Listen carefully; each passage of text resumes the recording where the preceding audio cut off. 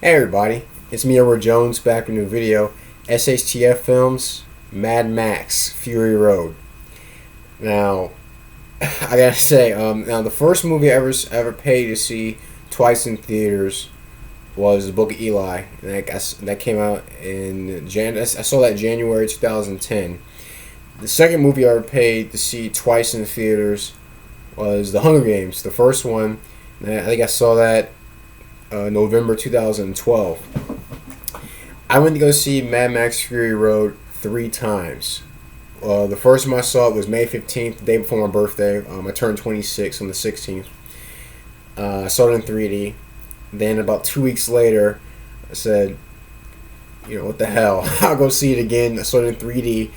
And 3D is not cheap. Well, here in South Carolina, 3D in Columbia, it's $14.95. The theater I went to, Carmichael Winsong, and I saw it a third time in 2D with one of my close friends, and that movie. I mean, the vision. I remember when I first saw it.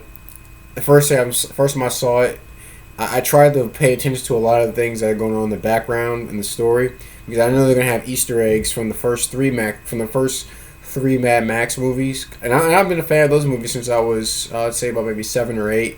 The first one I saw was the Mad Max 2: The Road Warrior.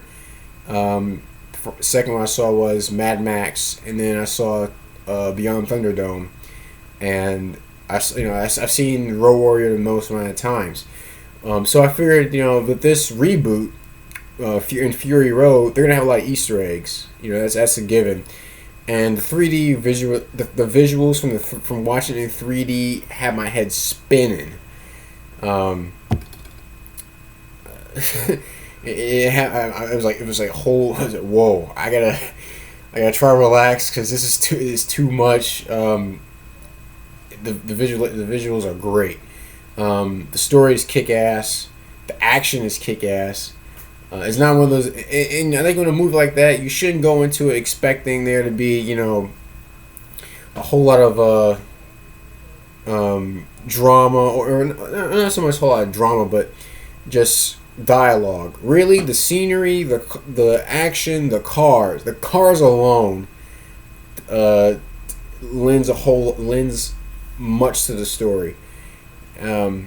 And I've always like that type of story with you have a character like you have characters like in SHTF movies, whether it be like Rick Grimes from The Walking Dead, or Eli from the Book of Eli, or Max Rockatansky from the Mad Max series, where it's you have this man, he's wandering through the waste, and he has a mission.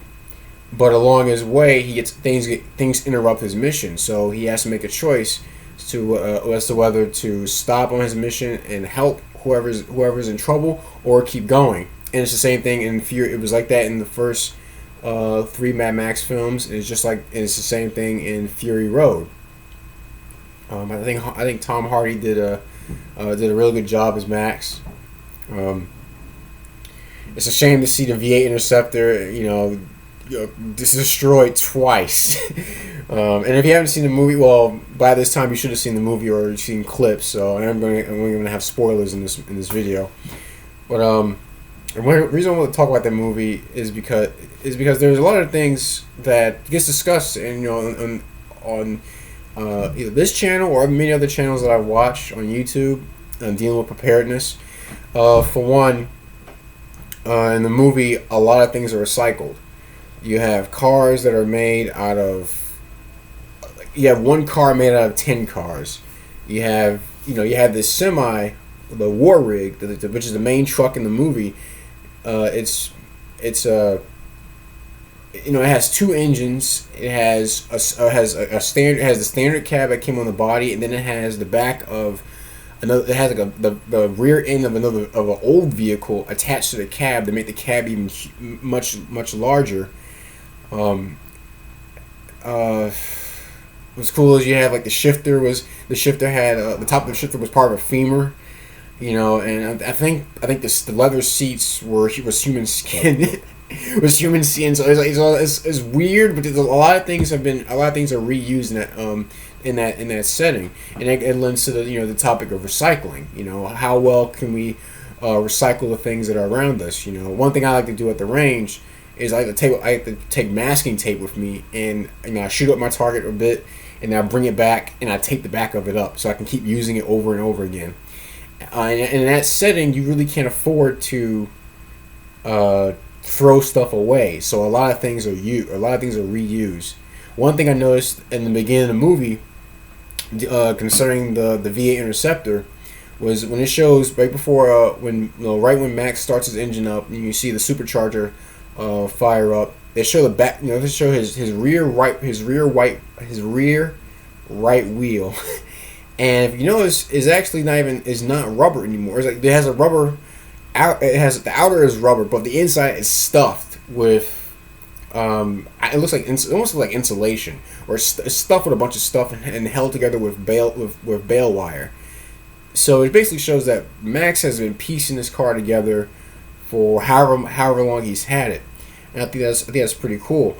One thing, I'm not sure if it might be the case, but this goes back to recycling, and this is in the extreme sense. In watching the movie as many times as I have, I noticed that in the beginning when he's right before when he's standing off the edge of the cliff, I noticed he had this yellow bladder on his back. And my assumption is that he stores piss in it. He stores his piss in there and then recycle it back into water. Now, the one movie that I've seen that done in was Waterworld. If you guys remember that movie, in the beginning, he turns the mariner turns his piss into drinkable water. So, like I said, in the extreme sense, nothing can be wasted, even waste. What else blew me away? I like how there were three factions.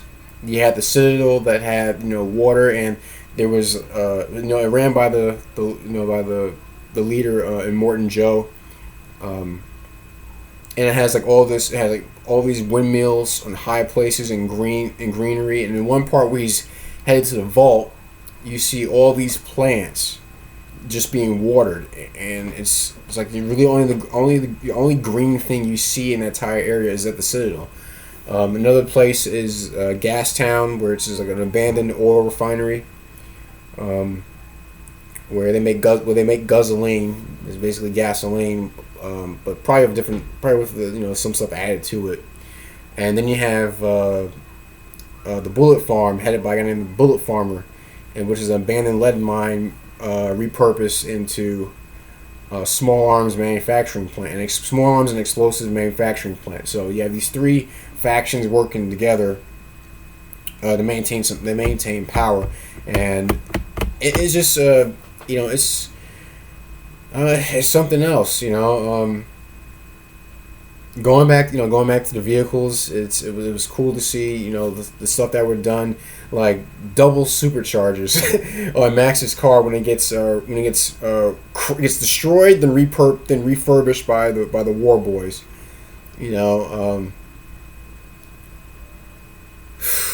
A lot of stuff in the movie is just badass, and on the topic of like I said, with in the preparedness discussions with human interactions, do you stop that?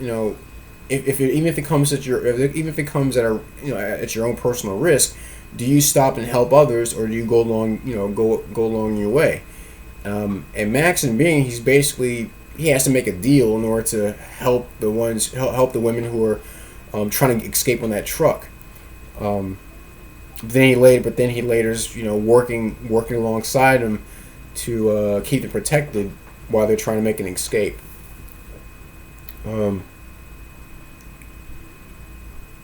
It shows how the wasteland is pretty desolate, and there's a lot of sand. Like I said, the Citadel is pretty much the only place that basically there's water coming from it, and it shows how important water is. Because everything where there's no water is basically dry. It's dry desert. There's a line that Furiosa says that out here everything hurts, and it's funny because even though Furiosa is not filmed in Australia, I've heard this term about the Australian outback. Everything out there is out to kill you. So it's interesting to see in that story how people work to survive living out in that extreme environment.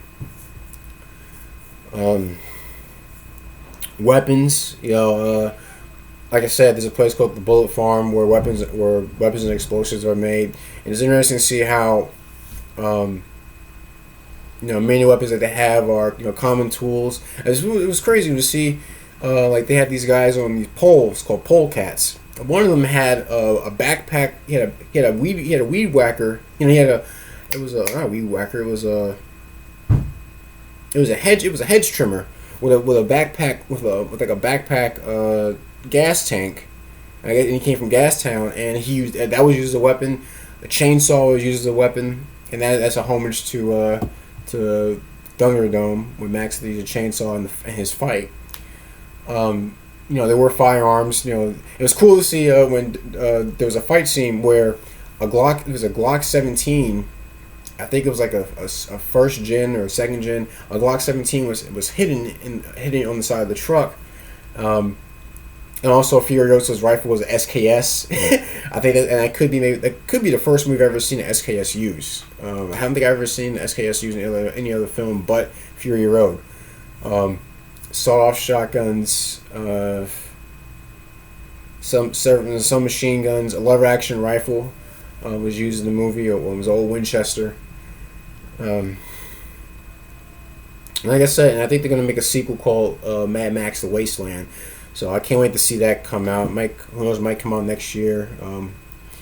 But if anything, this patch really fits in with the theme of that movie. So it was a blast. I'm looking forward to seeing it come out on Blu-ray. Can't wait to see what extras and what deleted scenes were cut from the movie. But like I said, it was for a SHTF film that really does it for me. I hope to see many more exciting films like that out in the future. But if you haven't seen it, I encourage you to go check it out. I know you can see it on digital. You can buy it digitally, or wait some time for the Blu-ray and DVD versions to come out. If you got any comments or questions about the movie, please feel free to leave them in the comment section. Like I said, the movie kicked ass. I've been online watching clips and listening, and the soundtrack. If you do get a chance, look for the soundtrack from the movie. There's a song called "Brothers in Arms." That's a great song. It takes place during the second big chase in the film, which was pretty exciting. Any gripes, complaints? The deal. Send me a PM. See if I can address them. But that's my video. SHTF Films, Mad Max: Fury Road. I'm Edward Jones, and thanks for watching.